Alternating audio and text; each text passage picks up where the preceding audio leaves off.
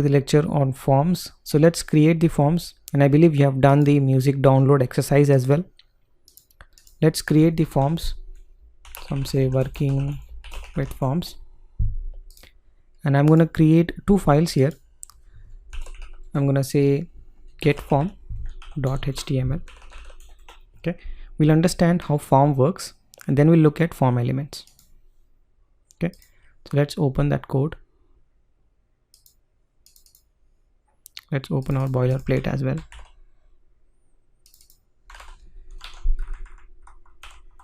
Okay, so let's say is get form.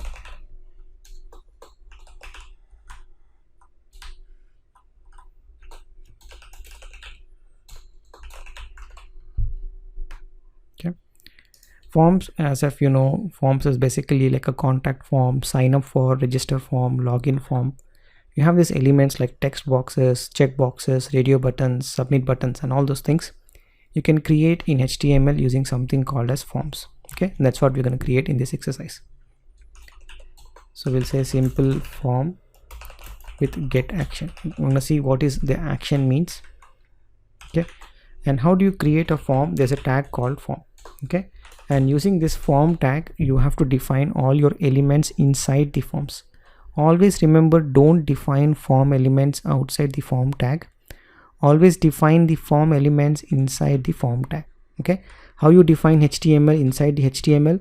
Similarly, if you want to define form tags, define inside the form tag.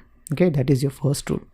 And form basically have two important properties. The first attribute is called as method, and the method has a parameter called as get or post. Then you have an action. And action is basically telling where you want to go to.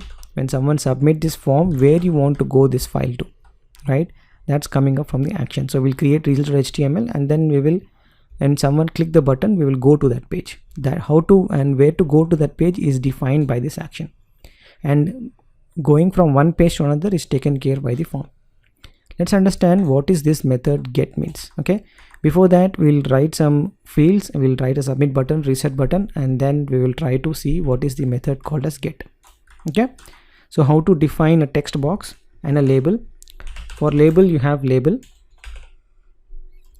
and label you can basically say for which text box you're writing this label. So I'm say there's a first name, and for the first name I'm writing this label. So after that we'll define what is first name. Okay, and this is the text I want to display. Now I'm saying the input is basically the input box, and you have to say what type it is. Okay, the input type is basically text, so the text box will appear, and you have to say what is the ID for it. Okay, this ID should match with the label for. Okay, right, and you want to show some text inside the text box, you can use placeholder, and you can say enter your first name, right? And then we'll give a name to it. It's a name like a variable name to the input box, so whatever you basically entering into this will be saved in it. Okay, then we're gonna add some new lines.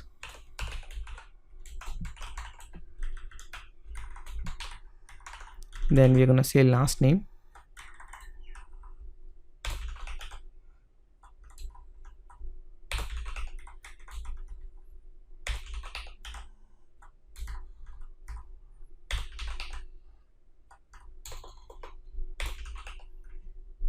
Okay, and then we have to have an submit button and reset button.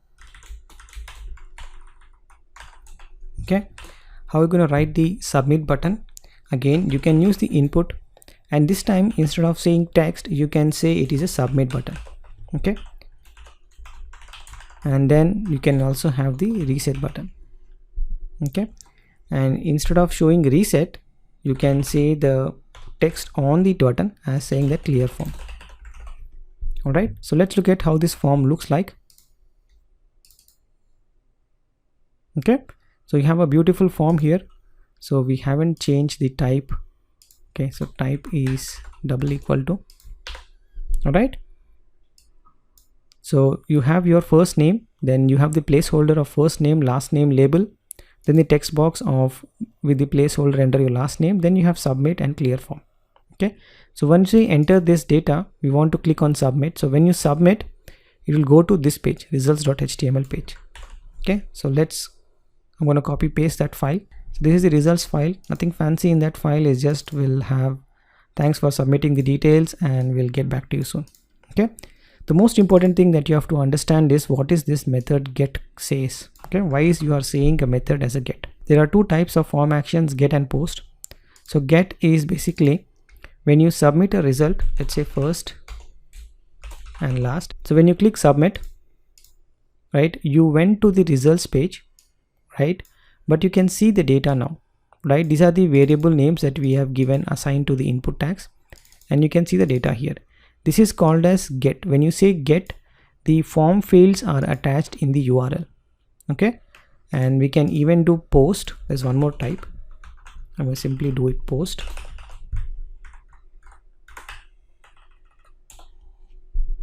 Right, let's open it up and just change it to post.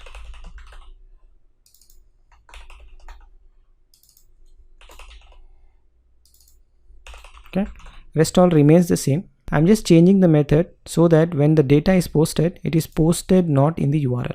So if I say first and say last and I say submit, you will see it's not attached in the URL. So that's how basically get and post works.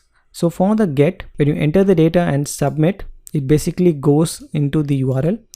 For the post,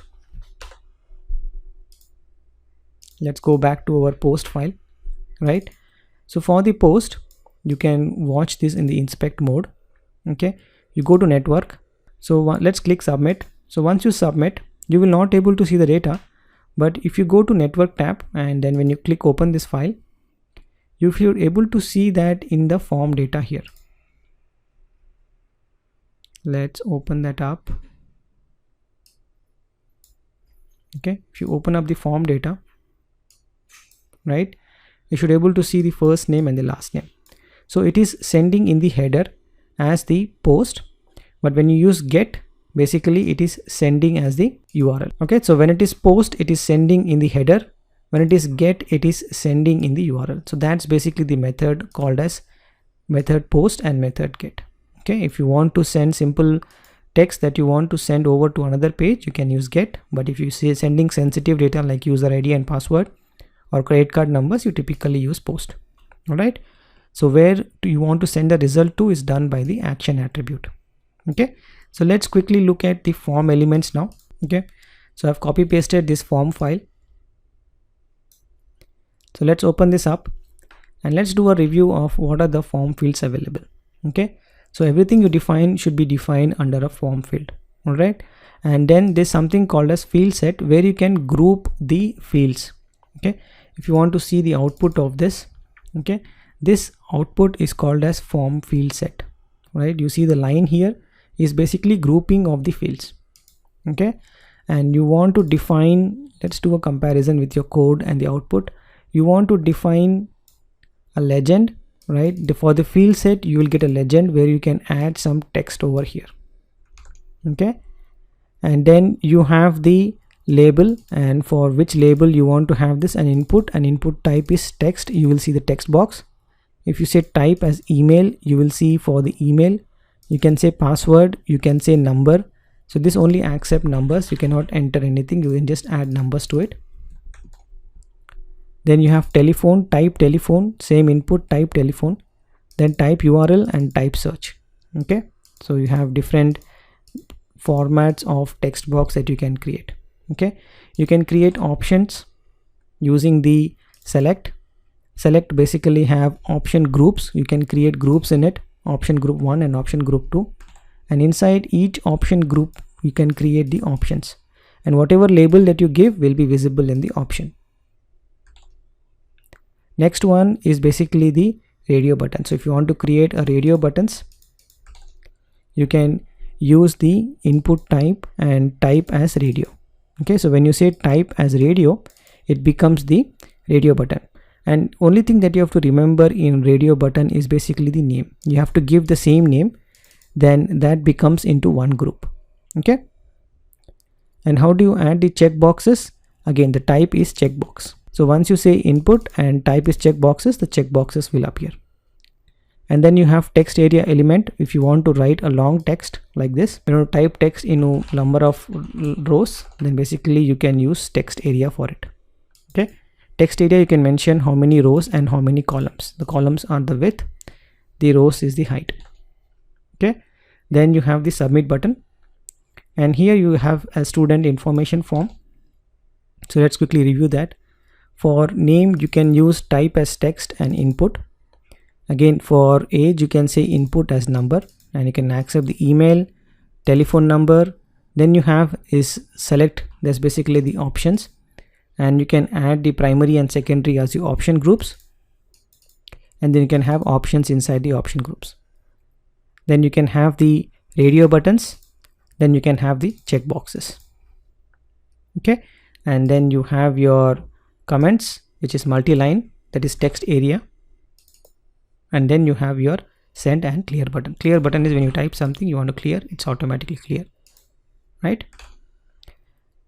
Okay, so that's are the elements of a form. You can have a look at the code here. I've written all the elements here, so you can have a look, and then you can create your own form. Try to create a contact form.